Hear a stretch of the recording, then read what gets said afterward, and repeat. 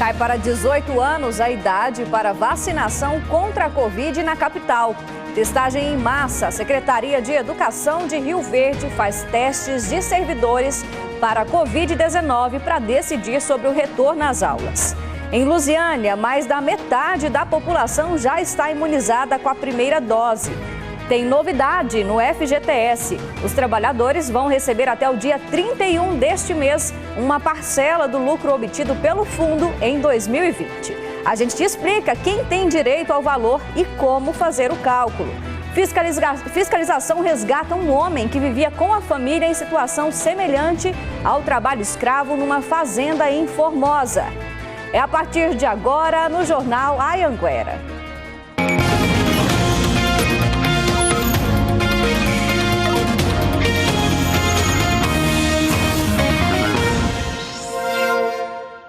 Olá, boa noite para você. Agora 7 horas e 8 minutinhos. Seja muito bem-vindo ao Jornal Anhanguera de hoje. Tem novidade na vacinação contra a Covid-19 aqui na capital. Agora os jovens também vão poder se vacinar. Caiu para 18 anos. Quem está aí nessa faixa etária já pode se vacinar então a partir de amanhã. Atenção, viu? Para marcar o dia e também o horário de vacinação, é só acessar o aplicativo da Prefeitura de Goiânia, que é o Prefeitura 24 Horas, ou também pelo site goiania.go.gov.br. E aí, quem não conseguir fazer esse agendamento pode ir direto para o drive-thru no Shopping Passeio das Águas, viu? As senhas por lá vão ser distribuídas a partir das 8 da manhã. E pelo interior do estado também, 36 cidades já estão vacinando pessoas com 18 anos ou mais. Diminuir a faixa etária é fundamental para avançar na vacinação. Mas o grande desafio aí dos municípios é correr atrás de quem já pode ser vacinado e ainda não compareceu. Muitas vezes nenhuma palavra descreve esse momento, é o corpo que fala. A vacina mexe com as emoções da garotada. Em Aparecida de Goiânia, quem tem 18 anos correu para a fila, que estava tão grande quanto a vontade de ser imunizado. Vamos vacinar, gente. Vamos logo, que já chegou na cidade, a gente tem que aproveitar. 36 cidades goianas já estão chamando jovens com 18 anos para se vacinar. Trindade está nessa lista e com gente feliz à beça. Finalmente chegou a minha vez. Em São Simão, quem tem 18 anos também correu para ser imunizado. O ponto de vacinação lotou. Para a Sociedade Brasileira de Imunizações, diminuir a idade é fundamental. Mas o desafio é fazer com que todos sejam vacinados. Num cenário de pandemia, não se pode ficar com vacinas paradas. À medida que a população não corresponde ao chamado, vai se avançando em outras faixas etárias.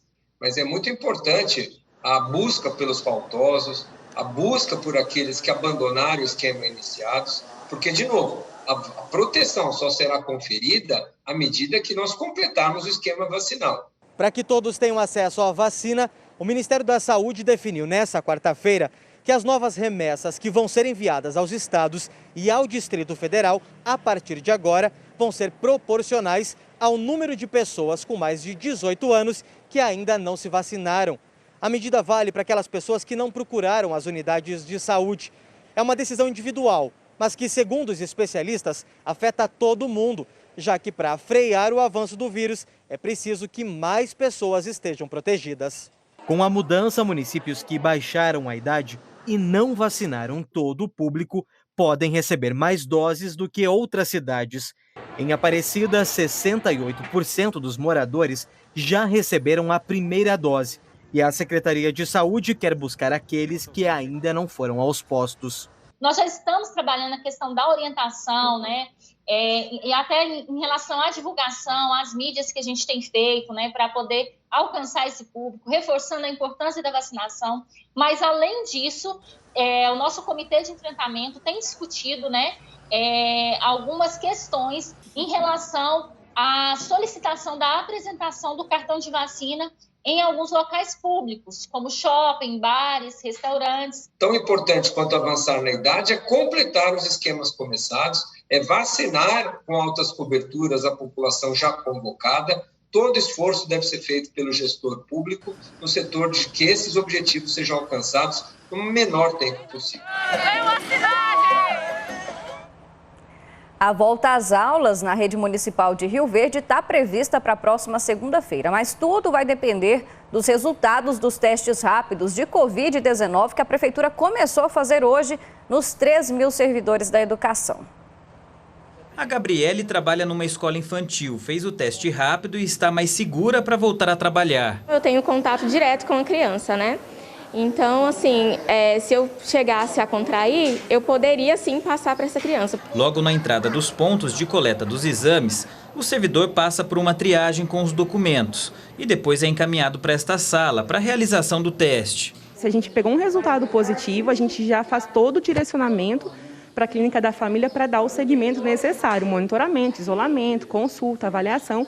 Todas as pessoas que trabalham diretamente na rede municipal já estão imunizadas com as 2 doses da vacina contra a Covid-19. O que a Secretaria da Educação quer ter certeza é de que nenhum funcionário esteja doente. As aulas presenciais podem voltar na próxima segunda-feira, dependendo do resultado dos exames. A Prefeitura garante que a saúde dos funcionários e dos estudantes vai ser monitorada diariamente. A semana será o marco zero da educação, até para a gente ter cientificamente qual foi o impacto em Rio Verde da volta às aulas, né? Se realmente a volta às aulas vai trazer uma contaminação, se não vai trazer contaminação, nós precisamos saber como é que todos os nossos funcionários estão agora no início das aulas. 15.000 alunos devem voltar para salas de aula no modelo presencial, o que representa 60% do total dos estudantes. A outra parte continua no ensino online.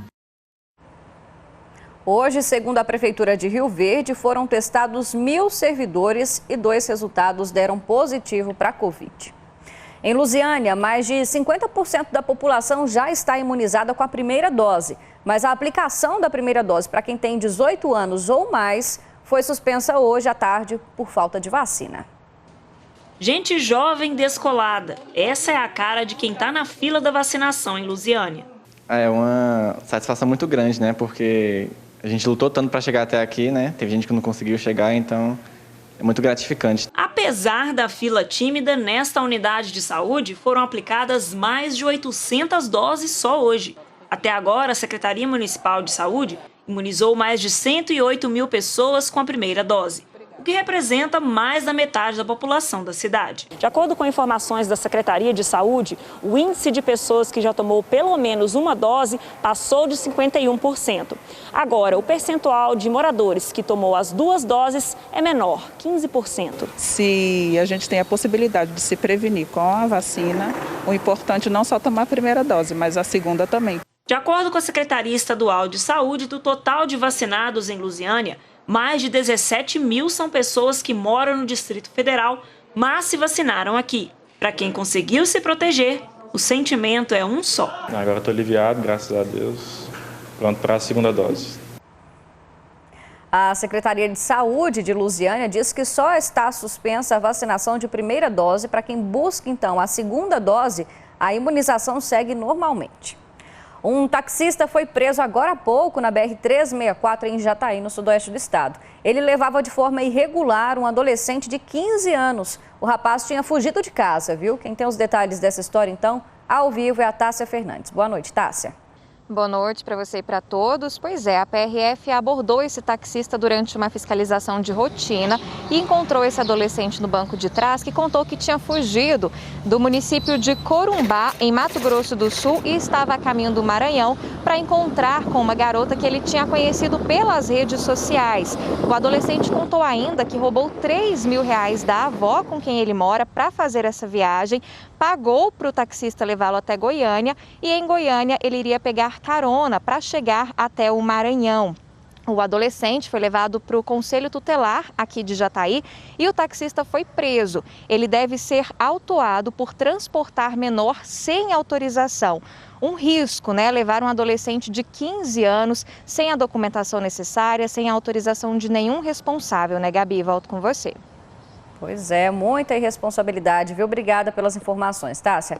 Agora, olha só essa história que é até difícil de acreditar, viu? Em menos de 14 horas, o motorista foi multado 2 vezes por dirigir embriagado, bêbado, né? E o pior disso tudo, ele estava dirigindo na rodovia, viu? Na BR-050, em Catalão. A Aline Braga tem as informações para a gente ao vivo, né? Que não dá nem para acreditar numa história dessa, né, Aline? Boa noite para você. É isso mesmo, né, Gabi? Não dá nem para acreditar nessa história. Boa noite para você e para todo mundo que está acompanhando a gente. Esse motorista ele foi abordado durante uma fiscalização de rotina no posto da Polícia Rodoviária Federal. Ontem à noite, ele se negou a fazer o teste do bafômetro, mas como apresentava sinais claros de embriaguez, ele foi autuado por dirigir bêbado. Pagou então uma multa de quase R$3.000 e foi liberado. Hoje de manhã, menos de 14 horas depois dessa primeira multa, ele foi abordado no mesmo local, com o mesmo carro. E aí sim, diferentemente da primeira vez, ele resolveu fazer o teste. E adivinham o que aconteceu? Deu bêbado de novo. Esse segundo teste apontou 0,12 miligramas de álcool. Esse volume, esse teor, não é para ser preso. Então, por isso, ele só vai responder a um processo administrativo e crime de trânsito também. E foi multado novamente em R$3.000. E além disso tudo, Gabi, de dirigir na rodovia bêbado, ele também não tem carteira de habilitação. Uma sequência de erros cometidos por esse motorista de 44 anos, né? Muita irresponsabilidade, né? Obrigada, viu, Aline? Um homem morreu em Buriti Alegre durante um confronto com a Polícia Militar de Piracanjuba, que estava na cidade. Segundo a PM, esse homem tinha a missão de assassinar o diretor de um presídio no interior do estado. A Luana Nunes, então, chega agora com os detalhes para a gente. Boa noite para você, Luana. Ei, Gabi, boa noite para você e para todos. A polícia chegou até Alisson Pereira da Silva, de 24 anos, por meio de uma investigação. Essa foi uma operação em conjunto da Polícia Militar de Caldas Novas e também da Polícia Militar de Piracanjuba para conseguir prender esse homem em Buriti Alegre. Durante a prisão, houve um confronto com a polícia e Alisson teria tentado fugir pulando o muro da casa e foi baleado. Segundo informações repassadas pela Polícia Militar, Alisson teria participado do homicídio de um membro de uma facção criminosa em Cristianópolis e estaria em Buriti Alegre escondido. E segundo a polícia, também foi descoberto nas investigações que o Alisson tinha a intenção de assassinar o diretor de um presídio de uma cidade do interior de Goiás. Na casa em que o Alisson estava, foram encontrados aí 1 quilo de cocaína pura e uma pistola. O Alisson chegou a ser socorrido, né? Foi levado para a Santa Casa de Misericórdia de Buriti Alegre, mas não resistiu. Gabi. Obrigada pelas informações, Luana. O casal assassinado dentro de uma oficina em Itumbiara foi enterrado hoje pela manhã, em cidades diferentes. A Polícia Civil ouviu hoje também outras 2 pessoas.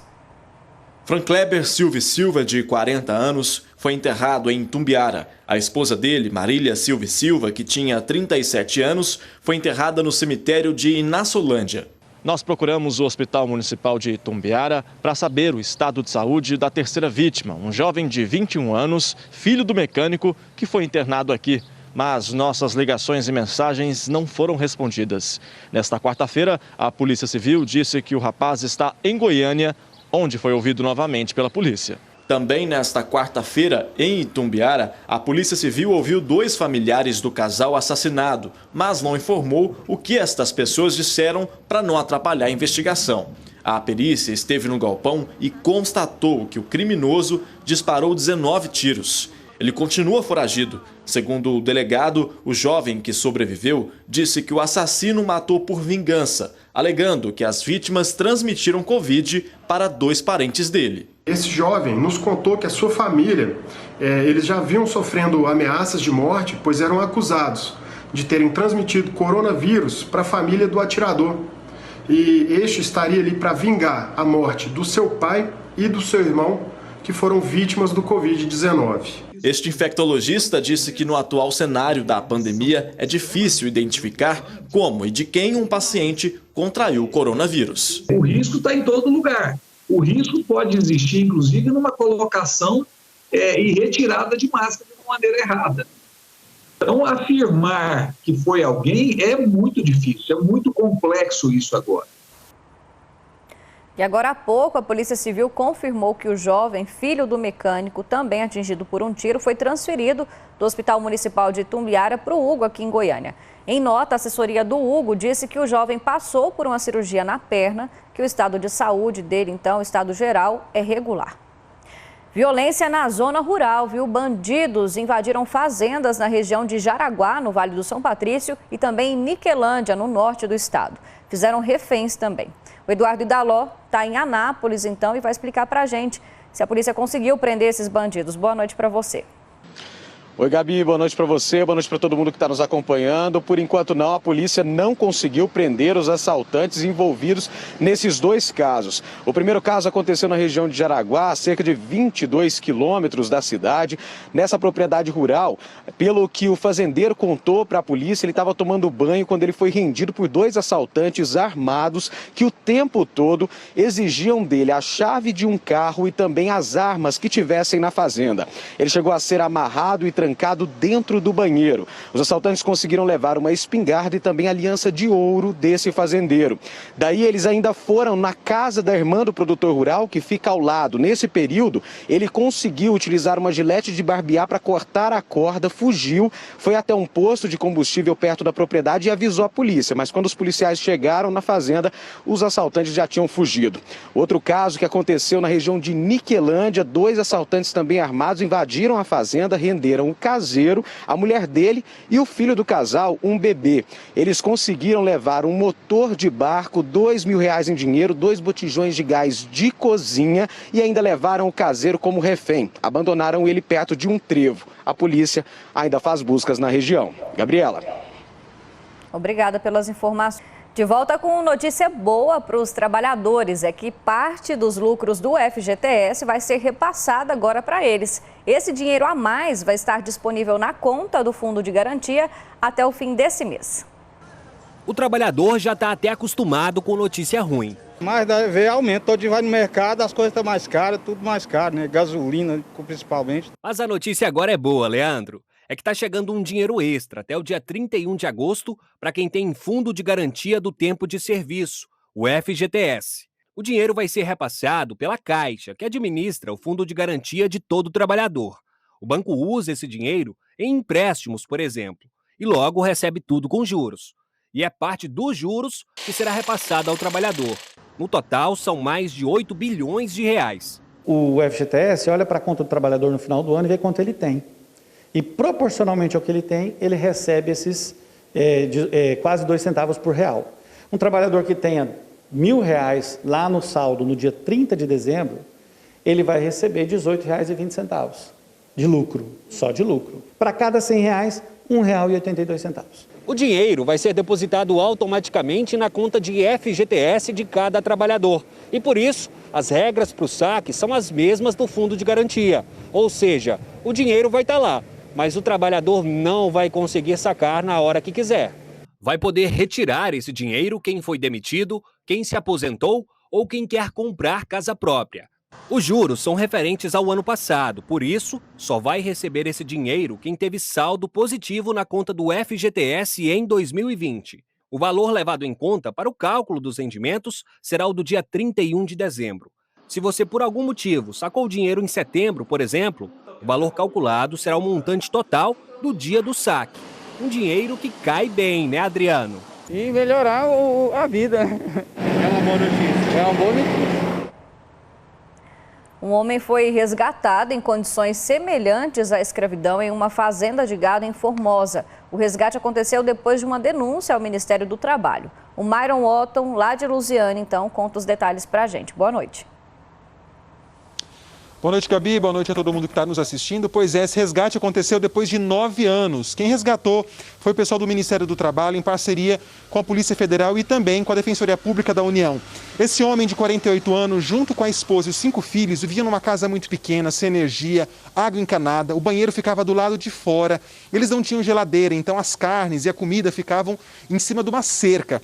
Em frente à casa deles também tinha uma mineradora de calcário. Todo o pó vinha para dentro da casa. Essa família toda já estava com muitos problemas de saúde.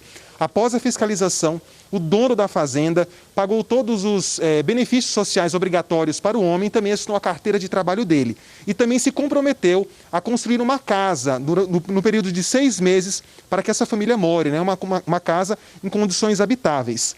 Essa família e esse homem agora estão na casa de parentes, enquanto tem todo o desenrolar do processo trabalhista, e a gente também tentou entrar em contato com a defesa o advogado de defesa do fazendeiro, só que a gente não teve retorno, tá, Gabi? Volto com você no estúdio.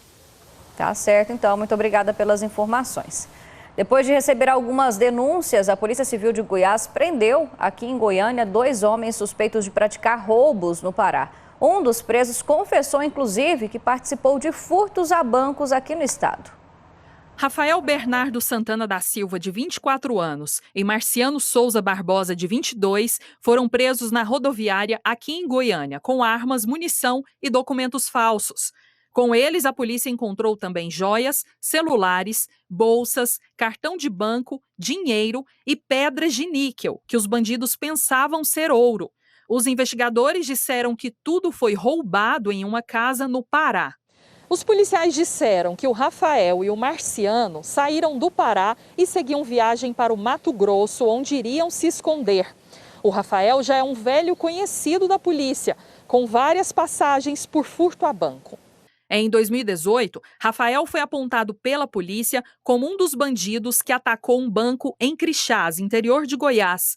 Na época, os policiais conseguiram mapear outras cidades que poderiam ser alvo dos criminosos. Entre elas estão Itaguari, Itaguru, Taquaral, Rialma e Uruana. Esse ano, Rafael Bernardo também confessou a participação no furto de um banco em Águas Lindas de Goiás. Ele foi o responsável por auxiliar no transporte dos materiais usados para arrombar o cofre e também fez a vigilância da parte externa da agência, enquanto outros comparsas atuavam lá dentro. Além de responder por outros crimes no Maranhão e também no Pará pelo mesmo tipo de crime. Então nós resolvemos divulgar essas imagens porque o Rafael já estava há algum tempo em Orilândia do Norte, na posse dessas armas de fogo. Ele pode ter praticado outros roubos contra vítimas naquela cidade ou cidades vizinhas. Vereadores de São Simão aceitaram a denúncia e pedido de cassação do mandato do prefeito Francisco de Assis Peixoto, acusado por crimes contra a dignidade sexual de menores. O documento pedindo a cassação do prefeito Francisco de Assis Peixoto foi analisado e votado pelos vereadores de São Simão. Todos os 11 parlamentares aceitaram o pedido e agora uma comissão foi criada para apurar as denúncias de pedofilia e importunação sexual contra o prefeito. Em um prazo de até 5 dias, Francisco de Assis Peixoto deverá ser notificado e terá 10 dias para apresentar defesa. Todo o processo de cassação do mandato levará 90 dias para ser concluído. Aí sim sairá o resultado, se Francisco de Assis Peixoto perderá o cargo ou não. O prefeito de São Simão, Francisco de Assis Peixoto, continua preso no complexo prisional em Aparecida de Goiânia. Nós entramos em contato com a defesa dele, mas não tivemos nenhum retorno. A cidade agora está sendo administrada pelo vice-prefeito. Hoje é comemorado o Dia Nacional do Campo Limpo. O evento é para conscientizar os agricultores sobre a importância de dar a destinação correta para as embalagens vazias de agrotóxicos. Em Jataí, para marcar essa data, teve distribuição de cestas básicas. Já está terminando a colheita do milho e os agricultores já começam a se preparar para o plantio da soja. Entre os insumos adquiridos para uma nova safra estão os defensivos agrícolas. E é preciso se organizar não só para comprar, mas também para devolver as embalagens depois que os produtos forem utilizados. Quando adquire os produtos, o agricultor já assume a responsabilidade de devolver as embalagens para evitar que elas prejudiquem o meio ambiente, já que sempre fica um resquício do produto químico. Mais de 90% dessas embalagens são destinadas para reciclagem. No ano passado, quase 50 mil toneladas de embalagens foram destinadas corretamente em todo o país. Goiás foi responsável por 9% desse total. Em Jataí, as embalagens são entregues na Associação Jataiense dos Distribuidores de Defensivos Agrícolas. Reciclando, além de não ficar lixo, resíduo, nas propriedades, ele também vai estar contribuindo para que o produto reciclado, possa voltar com produtos novamente. Para lembrar da importância de fazer o descarte correto dessas embalagens, todo ano tem o Dia do Campo Limpo, com ações voltadas para a comunidade. Mas desde 2020, por conta da pandemia, essas atividades presenciais foram suspensas. E para não deixar passar em branco, as equipes decidiram arrecadar cestas básicas para marcar a data. Em Jataí foram doadas 200 cestas que vão ser distribuídas para as famílias carentes. Visitamos todas as casas e fizemos um cadastro. Então essa cesta é de validade para nós ajudarmos as pessoas carentes que nesse momento está passando por um momento muito difícil. Muito importante, né? Em Crixás, um homem morreu depois de cair de uma ponte na GO 347. Agora, olha só, gente, a situação dessa ponte. Ela faz a ligação entre Crixás e Mozarlândia. O motorista estava passando por ela quando perdeu o controle do carro e caiu dentro do Rio das Pedras. Ele morreu, né? Os moradores dizem ainda que à noite não tem iluminação. Uma situação que é muito complicada, né? E, acima de tudo, muito perigosa também. A Goinfra lamentou a morte desse motorista e disse que vai enviar uma equipe técnica para tomar as providências.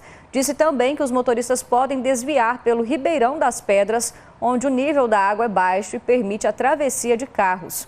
Agora, gente, isso aí, né, resultou na morte de uma pessoa, né? O que a gente espera é que uma nova ponte segura possa ser feita, seja feita em breve, ou pelo menos um desvio, né, gente, que não seja por dentro do rio, que a gente viu aí que, claro, né, estava na cara que aconteceu um acidente mesmo, não tinha outro jeito, né? E a gente lamenta aí e deseja força para toda a família também.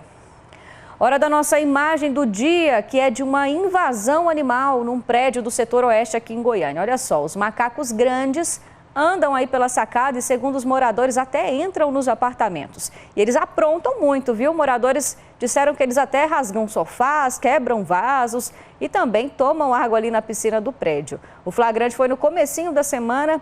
É interessante, tem gente que acha muito bonitinho também, mas é um perigo, né? São animais selvagens e por isso a AMA disse que os macacos devem ser da área de mata do Lago das Rosas e que a gerência de fauna vai avaliar o que pode ser feito aí para evitar a proximidade desses macacos, então, com os moradores. E assim a gente encerra, então, o Jornal Anhanguera de hoje. Boa noite para você com imagens de Catalão. Agora 7h39. Até amanhã.